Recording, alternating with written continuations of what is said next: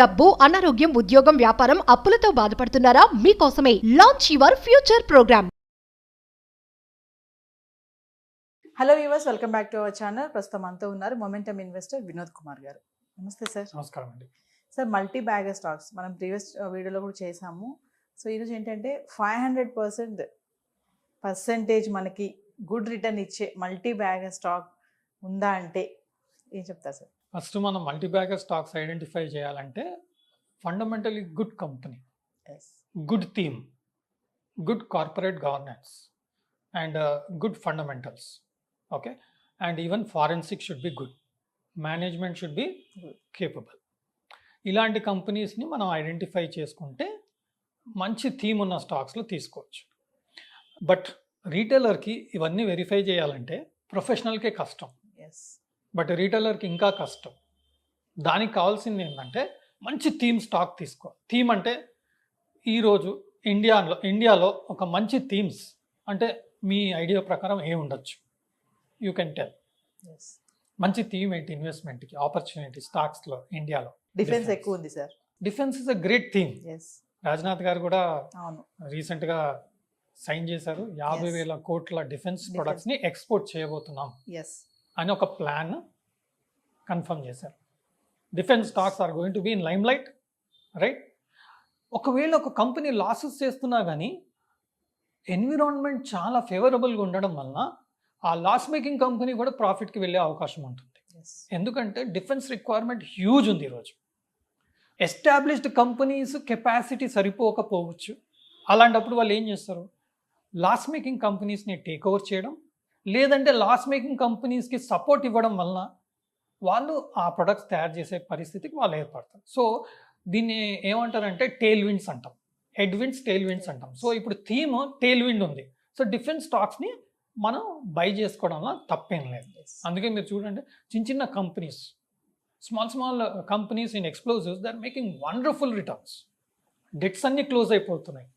మీరు రీసెంట్ పాస్ట్లో చూస్తుంటే power stocks last 10 years they was in trouble. Sugar stocks, they were in trouble. They are now going up because వాళ్ళ debts restructure అవుతున్నాయి, వాళ్ళకు ఒక profits వస్తున్నాయి ఈ ఎథనాల్ మిక్సింగ్ ఇంది. సో మన సుజ్లాన్ చూడండి, 5 రూపాయలు ఉన్న స్టాక్ ఈరోజు 50 రూపాయలకి వచ్చింది. Renuka Sugars, okay, like that there are so many stocks. Power stocks, Ratan India Power 5 rupees ఉన్న స్టాక్ ఈరోజు 18-19 రూపీస్ ఉంది. బట్ అందులో రీస్ట్రక్చరింగ్ అయింది, plus at the same time కంపెనీలో మార్పులు చాలా వచ్చాయి అండ్ డెట్స్ కూడా ఆల్మోస్ట్ జీరోకి వస్తున్నాయి. That's a great opportunity.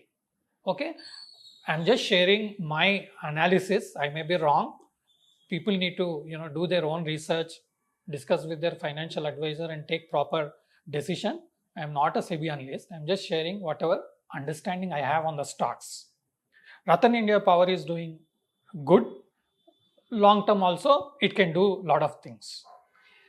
Hyderabad based company MIC Electronics, there is something about electronic items which is also related with semiconductor. ఈ మధ్య మనం వింటా ఉన్నాం కదా సెమీకండక్టర్ అని. ఓకే, 30-40 రూపాయలు ఉన్న స్టాక్ ఈరోజు 60 రూపాయలు ట్రేడ్ అవుతుంది. ఇది మన MIC Electronics. So like that, small value stocks, there are so many stocks which are coming up. So those stocks we can consider.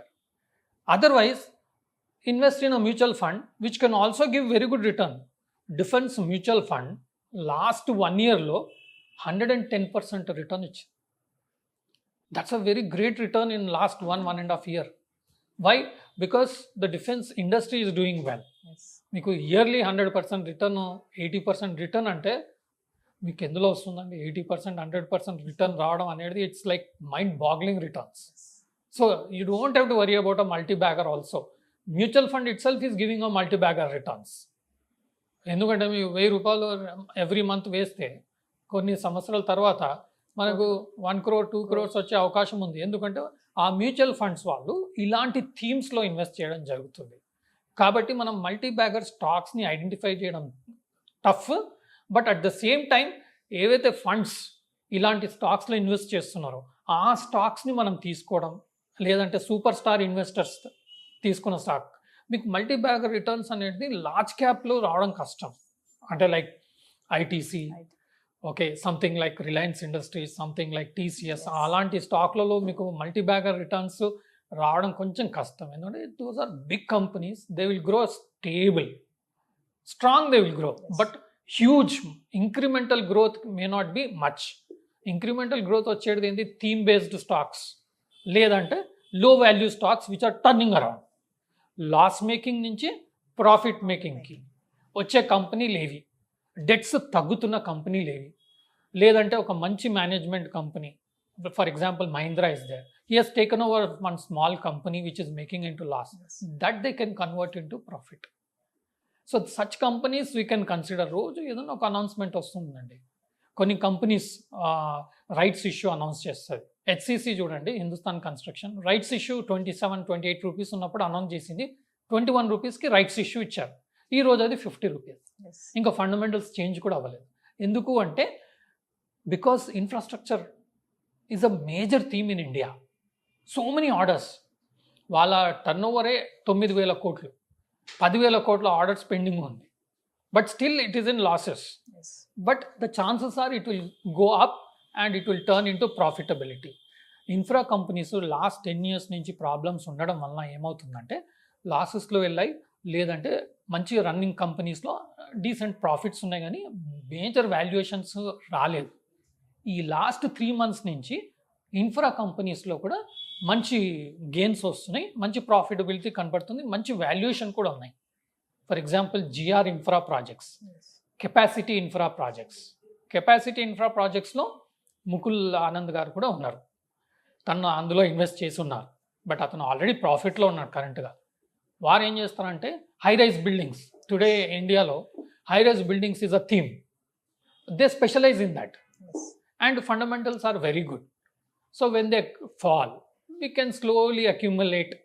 ఇలాంటి స్టాక్స్లలో మేబీ మన దగ్గర 100 రూపీస్ ఉంటే 5 రూపీస్, 3 రూపీస్, 10 రూపీస్ అలా ఇన్వెస్ట్ చేస్తే డైవర్సిఫికేషన్ అవుతుంది, మనకు బెటర్ రిటర్న్స్, లాంగ్ టర్మ్లో మల్టీ బ్యాగర్ రిటర్న్స్ వచ్చే అవకాశం ఉంటుంది. కాబట్టి కొన్ని మల్టీ బ్యాగర్ రిటర్న్స్ వచ్చే స్టాక్స్లో రిస్క్ తీసుకోవడంలో తప్పేం లేదు, but this is purely educational purpose. Everyone need to take care properly. Sir, ఈ మల్టీ బ్యాగర్ స్టాక్స్లో థీమ్ బేస్డ్ అని చెప్తున్నారు కదా, థీమ్ బేస్డ్ స్టాక్స్ కొన్ని చెప్పండి సార్, ఏముంటాయి? థీమ్ అంటే ఇప్పుడు మనకు రైల్వేస్ ఉంది, ఐఆర్ఎఫ్సి, ఇండియన్ రైల్వే, ఓకే, అలాగే మనకు RVNL, rail Vikas Nigam limited, okay. Power స్టాక్స్కి వచ్చామనుకోండి, PTC, power trading corporation, power finance, PFC, ఇవన్నీ public sector come this theme, railway theme, infrastructure థీమ్లో ఉన్న కంపెనీస్. ఓకే. అలాగే ONGC, they are planning a huge thing in the renewable energy. So these stocks also can go. Hydrogen theme మీద ఎన్నో companies focus చేస్తున్నాయి. Coal India, IOC, oil companies, they are all trying to focus on hydrogen, which is going to be a huge concept in long term. But short term, there may be under pressure, but we need to slowly accumulate these stocks one by one, create a portfolio of theme-based stocks. A separate account పెట్టి అందులోనే accumulate చేసుకుంటే long టర్మ్లో మంచి returns వచ్చే అవకాశం ఉంది. But company wise we need to study carefully and take proper decisions. Thank you. Suman టీవీలో మీ personal and business promotions కోసం కింది నెంబర్కి కాంటాక్ట్ చేయండి.